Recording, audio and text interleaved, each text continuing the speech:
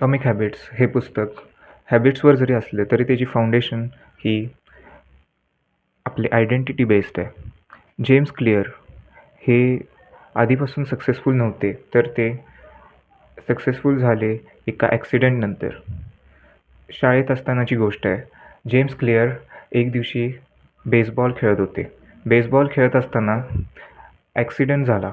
Accident असा होता की बेसबॉल खेळताना ते जेव्हा बॉलिंग करत होते तेव्हा बॅट्समॅनची बॅट त्यांच्या हातातून सटकली आणि जेम्स क्लिअरच्या फेसवरती येऊन लागली. मग जेम्स क्लिअरला मोठी इंजुरी झालेली.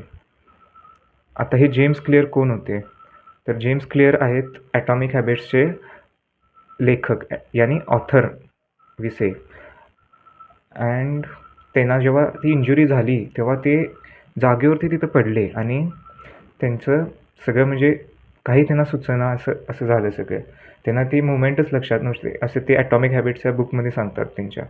आणि जेव्हा म्हणजे त्यांना नेलं गेलं हॉस्पिटलमध्ये तेव्हा त्यांची कंडिशन अशी होती की त्यांना म्हणजे खूप असे प्रश्न विचारले गेले, जसं की हा साल कुठला चालू आहे, परत तुमच्या आईचे नाव काय, वडिलांचे नाव काय. त्यांना म्हणजे एकदम चुकीचे उत्तरं दिली त्यांनी एकदम चुकीची उत्तरं दिलीत त्यासाठी. आणि आईचं नाव विचारल्यावरती त्यांनी नाव तर सांगितलं, खरं त्यांना 10 सेकंड्स टाईम लागला त्यासाठी, जे की म्हणजे खूप असते की म्हणजे एखाद्या आपल्या स्वतःच्या मॉम डॅड यांचं नाव सांगायला 10 सेकंड लागणे. मग त्यांची अवस्था अशी होती, त्यांना खूप असं त्रास झाला. परत काय हॉस्पिटलमध्ये ते म्हणजे कोमा असताना त्यांची लाईफ एकदम सर्वायवल मोडमध्ये गेली. म्हणजे एकदम असं डॉक्टर्स, मशीन्स, ट्रीटमेंट्स त्यात त्यांची लाईफ एकदम सर्वायवल मोडमध्ये गेली आणि फ्युचर एकदम त्यांना दिसत होतं म्हणजे डार्क. त्यांच्यासमोर एक मोठा क्वेश्चन मार्क. ही स्टेज म्हणजे प्रत्येकाच्या आयुष्यात येत असते. म्हणजे ॲक्सिडेंटनंतर नाही, तर after failure, after drop, etcetera etcetera. Problem ही पेन नसते. प्रॉब्लेम असते की मी कोण आहे. रिकव्हरी इन्स्टंट होत नाही. जेम्स क्लिअरची पण रिकव्हरी इन्स्टंट झाली नव्हती. त्यांना मंथ्स लागले म्हणजे रिकवर व्हायला, for gaining their confidence and other things like basic movements, focus, everything. James क्लिअरला तेव्हा त्यांचे म्हणजे ही लाईफ फेज चालू असताना एक असा ट्रूथ समजला की म्हणजे रोज मोठे एम्स किंवा मोठे गोल सेट करून काही झालं नाही. त्यांचं जे चेंज होत होतं ते स्मॉल हॅबिट्सनं होत होतं. म्हणजे ते मोठे गोल्सला कंट्रोल करू शकत नव्हते, खरं स्मॉल हॅबिट्सचं रोजचं त्यांचं कंट्रोल. सक्सेसफुल ॲथलीट बनायचा प्रयत्न करत नव्हते ते, फक्त प्रयत्न असा एक व्यक्ती बनायचा जे की रोज थोडा बेटर होत जातो. Like small actions, repeat and no drama and without noticing त्यांची आयडेंटिटी चेंज व्हायला लागली. मध्ये एवढा डिफिकल्ट फेज चालू असताना पण ते कधीही म्हणजे त्यांनी गिवअप केलं नाही. गिवअप म्हणजे त्यांनी कधीही असं म्हणजे अशी गोष्ट केली नाही की डिमोटिवेट होऊन किंवा काय करून असं सगळ्या गोष्टी सोडून दिल्या नाहीत. ते त्यांचे ग्रॅज्युएशन कंप्लीट करायला डेनिसन युनिव्हर्सिटीमध्ये गेले. मग तिथं त्यांनी खूपशा अशा स्मॉल हॅबिट्स लावून आपली लाईफ इम्प्रूव्ह केली आणि ते स्टार प्लेयर पण बनले बेसबॉल या गेममधले त्या कॉलेजमध्ये. अँड त्यांनी मग स्मॉल हॅबिट्स लावून त्यांची लाईफ एकदम चांगली इम्प्रूव्ह केली आणि बुक लिहिली ॲटॉमिक हॅबिट्स. ही त्यांची होती सगळी जर्नी आणि या जर्नीपासून आपल्याला 5 गोष्टी शिकायला मिळतात. तर मी आज तुम्हाला सांगणार आहे 5 learnings from the story of atomic habits author mister James clear. पहिली लर्निंग आहे, low phase is not a punishment, it's a reconstruction. म्हणजे जेव्हा थांबते तेव्हा ती तुम्हाला ब्रेक करत नाही किंवा आपण म्हणू शकतो तुम्हाला ती तोडत नाही. खरं ती तुम्हाला एक टाईम देते तुम्हाला रिबिल्ड करायला सगळं तुमचं. ही आपल्याला पहिली लर्निंग भेटत्या मिस्टर जेम्स क्लिअर यांच्या स्टोरी थ्रू. आणि आपल्याला जी दुसरी लर्निंग भेटत्या ती म्हणजे confidence is an effect not an requirement. दुसरी लर्निंग जी आपल्याला जेम्स क्लिअरच्या या स्टोरीपासून भेटते ती आहे confidence is an effect not a requirement.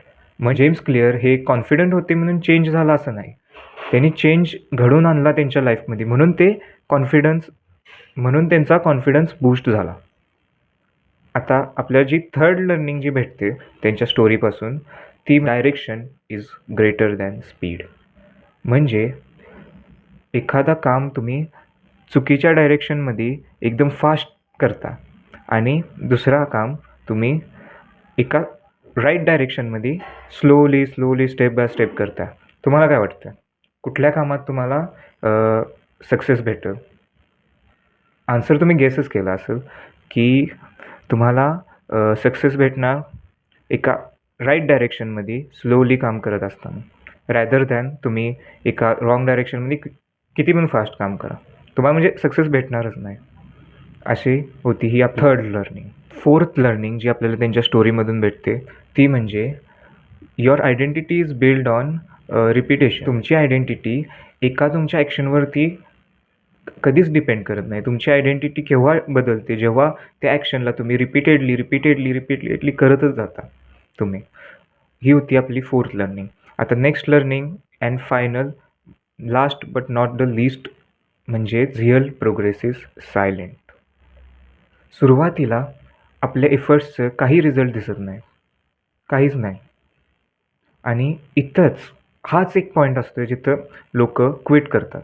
जसं की एखादा यूट्यूबर लाईक मी एक व्हिडिओ बनवला आणि अपलोड केला यूट्यूबवरती आणि त्याला पहिल्या व्हिडिओला म्हणजे एक्सपेक्टच करू नये की त्याला चांगला रिस्पॉन्स भेटेल किंवा त्याचे व्ह्यूज वाढते, मिलियन्समध्ये जाईल किंवा सक्सेसफुल होईल रातोरात, असं एक्सपेक्टच करू नये.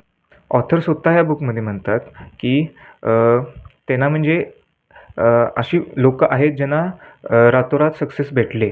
खरं मी अशा एकालाही ओळखत नाही, म्हणजे मला तर माहीत नाही अशी लोक कोण, असं ऑथर म्हणतात. म्हणून सक्सेस इज बिल्ड सायलेंट, वा म्हणू शकतो आपण progress is build silent. James क्लिअरने ही बुक लिहिली, म्हणजे ॲटॉमिक हॅबिट लिहिली, याचं कारण होतं म्हणजे त्यांना एक गोष्ट कळालेली, जी की होती तुमच्या हॅबिट्स हे तुमच्या लाईफला कंट्रोल करतात. आता तुम्ही पण एक म्हण ऐकली असेल की माणूस हा त्याच्या सवयीचा गुलाम असतो आणि त्या सवयींपेक्षा जास्त इम्पॉर्टंट असते म्हणजे तुमची सिस्टम आणि तुमची आयडेंटिटी. तर हे सगळं त्यांनी त्यांच्या बुकमध्ये पूर्ण म्हणजे हॅबिट्स कसं वर्क करतात, तुमचे इमोशन्स कसे वर्क करतात त्यातून ते सगळे दिलेले आहेत. आणि ते आपण येणाऱ्या व्हिडिओजमध्ये नक्की बघणार आहे आणि एक करून सगळ्या चॅप्टरला डिकोड करणार आहे पूर्ण ॲटॉमिक हॅबिट्स बुकचं. जर तुम्हाला हा व्हिडिओ आवडला असेल तर नक्कीच या व्हिडिओला लाईक करा, शेअर करा तुमच्या मित्रांसोबत आणि माइंड रिवायर्ड या चॅनलला सबस्क्राईब करा असेच नवीन व्हिडिओज पाहण्यासाठी आणि असेच नॉलेजेबल अँड इन्फॉर्मेटिव्ह कॉन्टेंट पाहण्यासाठी. So keep learning and keep shining guys.